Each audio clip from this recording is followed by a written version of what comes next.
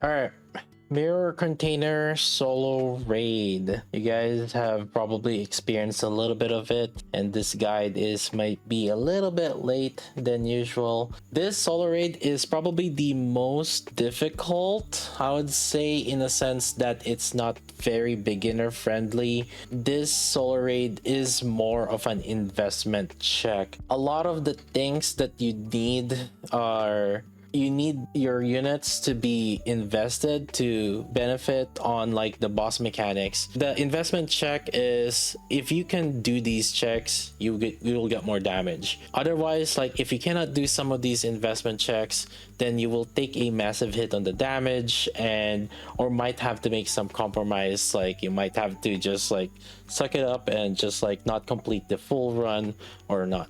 So here's a few things. Number one is definitely the survivability check. It's either you have a healer necessary for the team, but there are some teams that actually can function without a healer, and some have kind of like a pseudo healer or like a pseudo tank. But however, that kind of requires wailing, and so that's going to be a little bit difficult for majority of the people. However, I'll still say that in the team section later down the road after on this video, but for the most part, majority of the people will probably need the healer. Second is the electric check.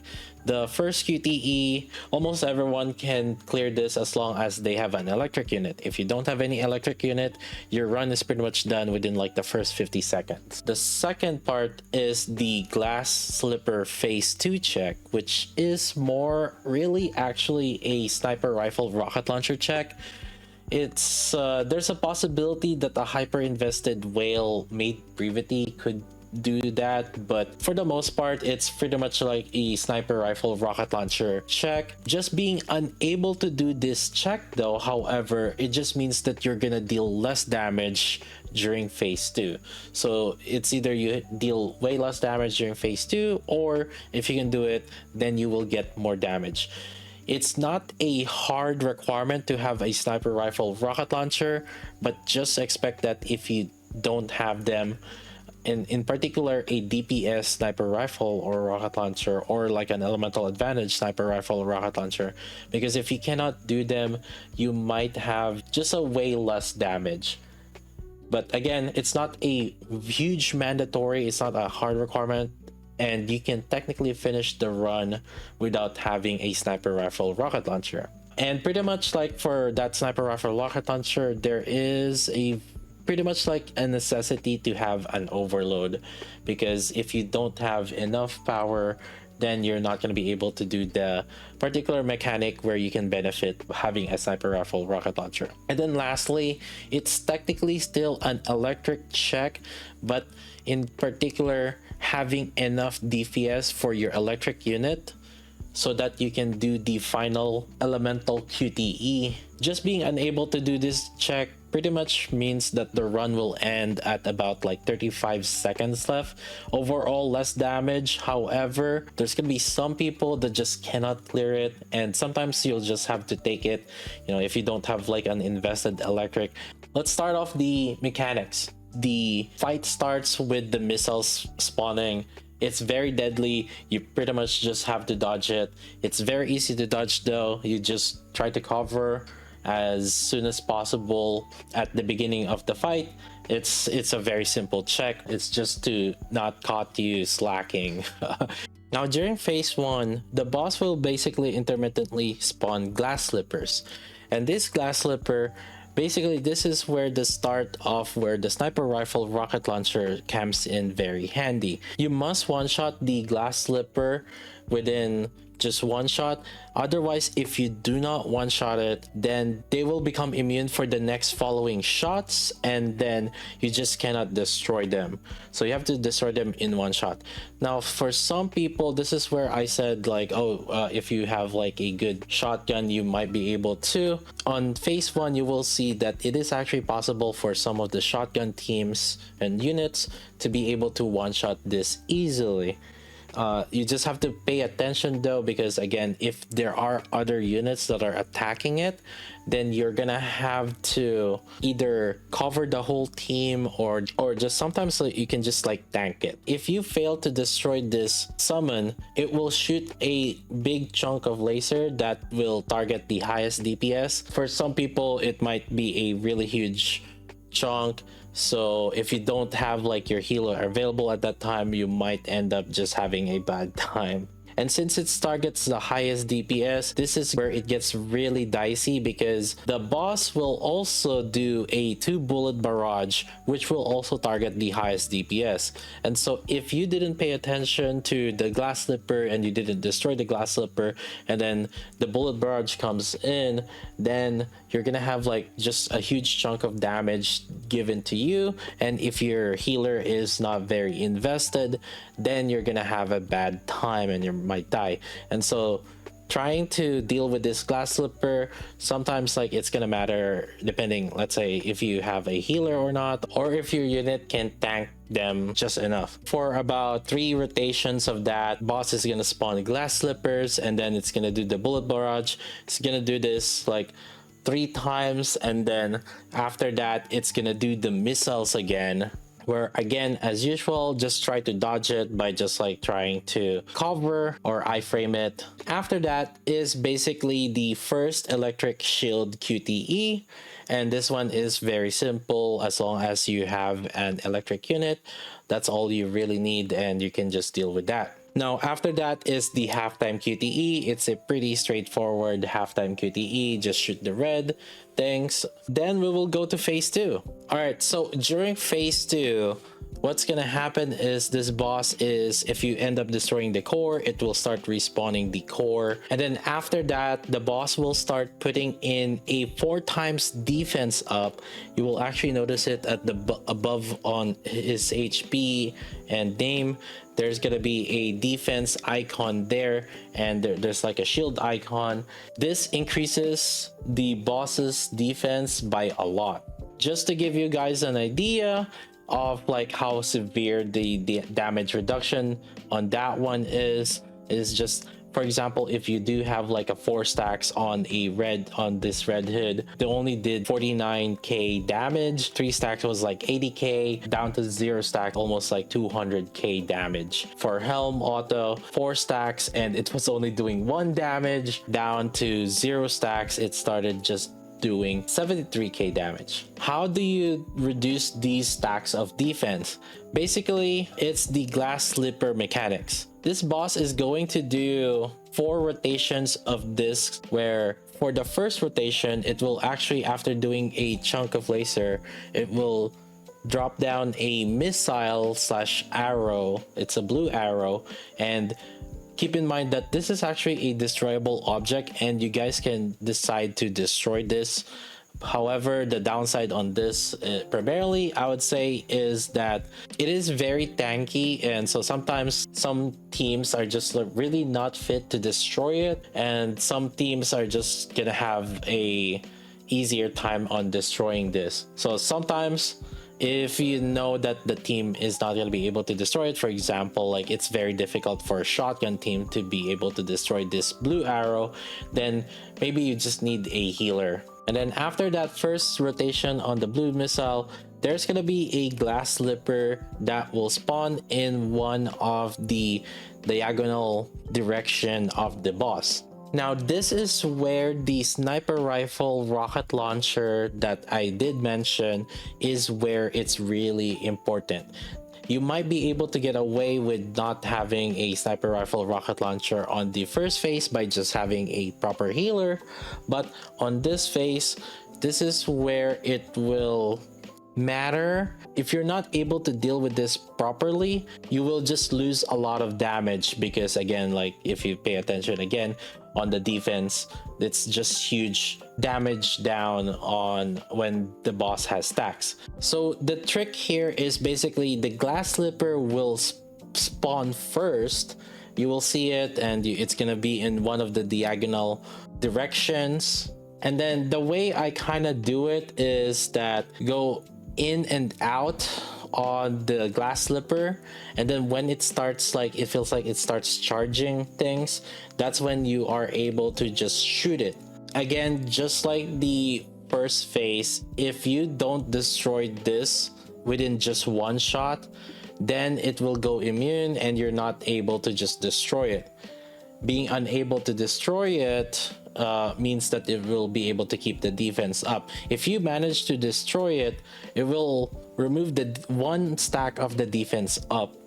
Another thing is, if you're too slow though, the boss will continuously attack. So you really want to be on top of it. Once you see that the glass slipper has spawned, start getting ready with your sniper rifle, charging up right before the glass slipper goes in and out. Now here's the problem though. If you are in full burst, your teammates will start following your cursor, and so that will make it very difficult to properly control with your sniper rifle and rocket launcher. Because if you try to charge up with your sniper rifle and rocket launcher and then try to shoot it while you're in full burst, your other units might end up just hitting the glass slipper and then it will start becoming immune. However, there's two different ways that I found that was pretty much useful on this. One is, if the glass slipper becomes vulnerable during full burst, what you can end up doing is you have to try to cover with everybody and then start charging with your sniper rifle, and then you will be able to shoot the glass slipper alone with just your sniper rifle or rocket launcher. The other option is to sync your full burst, so in a way that you're bursting right after only you destroy the glass slipper. Because as it turns out, the glass slipper roughly spawns within like in between the full burst durations, so you're able to just destroy the glass slipper and then full burst and then try to fast charge and get enough charge again for another set of full burst. You can hit the glass slipper without any full burst and then start the full burst again the moment you destroy the glass slipper. So that's how you min-max glass slipper defense mechanic on phase 2. But if say you don't want to deal with that sniper rifle rocket launcher mechanic too much, you can just ignore the timing and only shoot on the glass slippers immediately the moment they become vulnerable to prevent them from attacking further. You're not going to be destroying them, and some teams just aren't fit to do it at all, and the main downside is pretty much that you'll just deal less damage overall. After the first rotation of the laser and the glass slipper, he's gonna continuously do the laser and the glass slipper spawning for about 4 times total, and then it will do a final laser and then another blue missile slash arrow, and again it will be just pretty much like a test of your healers or like your DPS. After the 4 rotations of the glass slipper spawning on phase 2, it will do a electric shield QTE again, and this is around the 35 seconds left timer. This is where it's very difficult for a lot of people, and pretty much the main recommendation for this is to be in full burst, because the boss will have a defense up, and so in order to destroy the QTE you need to have like a relatively strong unit, in particular an electric DPS. Now for some people it might be a little bit difficult, and sometimes you're probably just gonna have to end your run at around this time. And then after that, it's pretty much just a repeat of phase 2. And then congratulations, that's pretty much mirror container. Alright, now let's talk about themes. So for themes, I just broke it down into a few themes in general idea, but it pretty much goes into the idea of just making sure you have an electric unit and then proper defensive unit that can help you survive the whole run. First teams is pretty much the crown team. I broke it down into primarily I would put in summer anise with the crown team. I feel like if you still don't have summer anise right now, you should definitely get her. This is probably where summer anise is going to be with crown, and she will give the most benefit on it. And some people might even opt out on not having Ein together with Summer Anise, but pretty much the best combination together is actually Summer Anise with Ein. And actually Exia, Summer Anise, and Ein are hand in hand. There's like a good synergy between the three of them, and then further boosted by Crown. As usual, typically Crown goes to the highest DPS for that raid, or like the one that would benefit the most from Crown, with Summer Anise having like a very high elemental damage bonus advantage. Crown is really good with her. Second is technically the Tianaga or the Scarlet Black Shadow and Alice combo.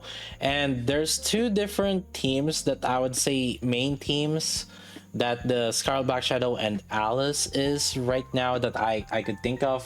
Now there's other teams that some people could think of also, but I would say since Scarlet Black Shadow and Alice is likely the second best DPS combo right now, they deserve like the Tianaga.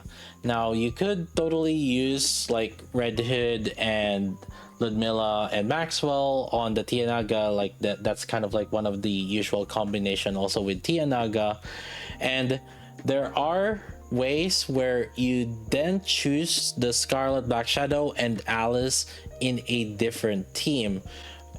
One of the good thing about Alice is she has lifesteal, and this boss actually doesn't really rely too much on fierce situation.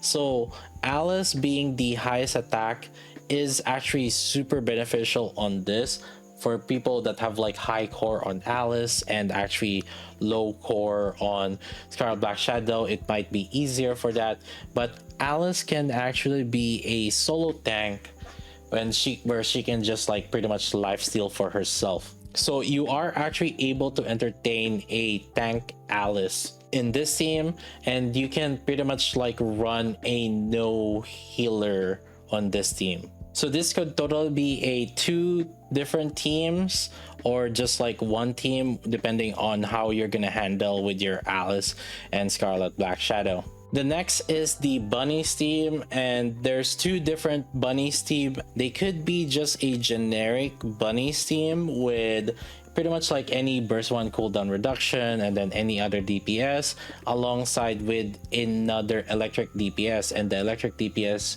is likely going to be regular Scarlet or Ein, or like maybe if you do decide you could use Haran. And then the other option is the bunnies shotgun team, where you are using Tove with Maid Privity and then Bunny Soda.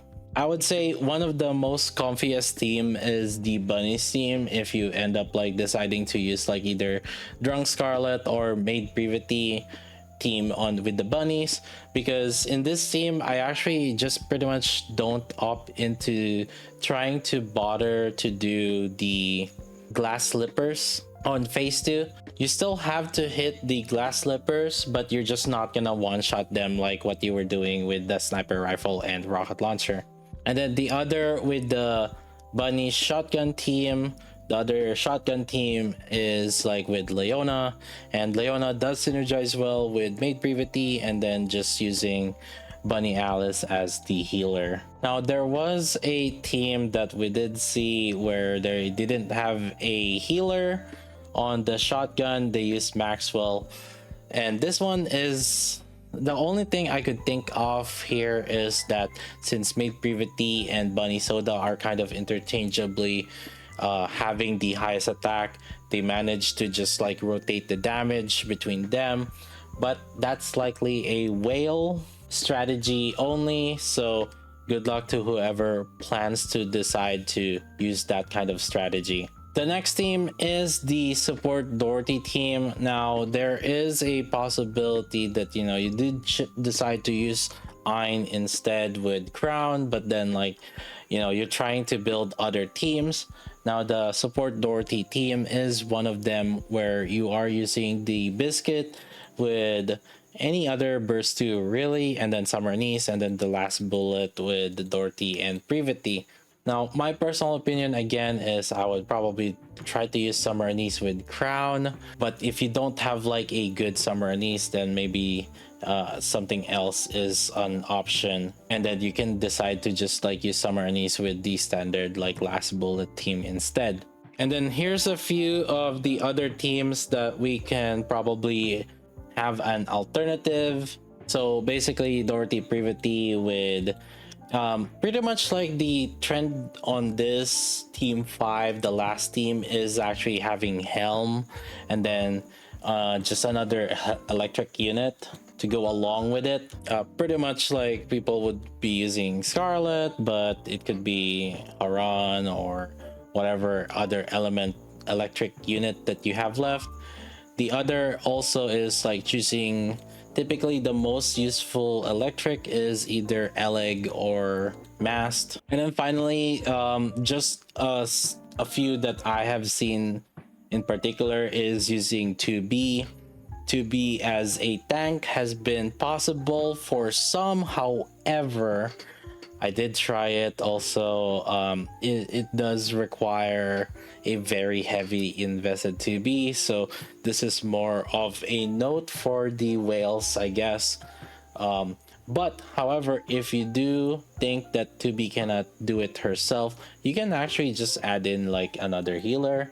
It's okay because Mast does kind of help both 2B and also Guillotine.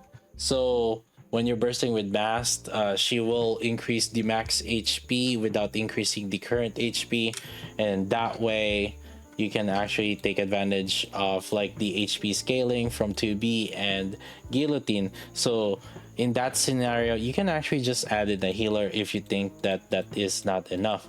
You will take a little bit more bigger hit, but that is just one of the sacrifices that you'll have to do.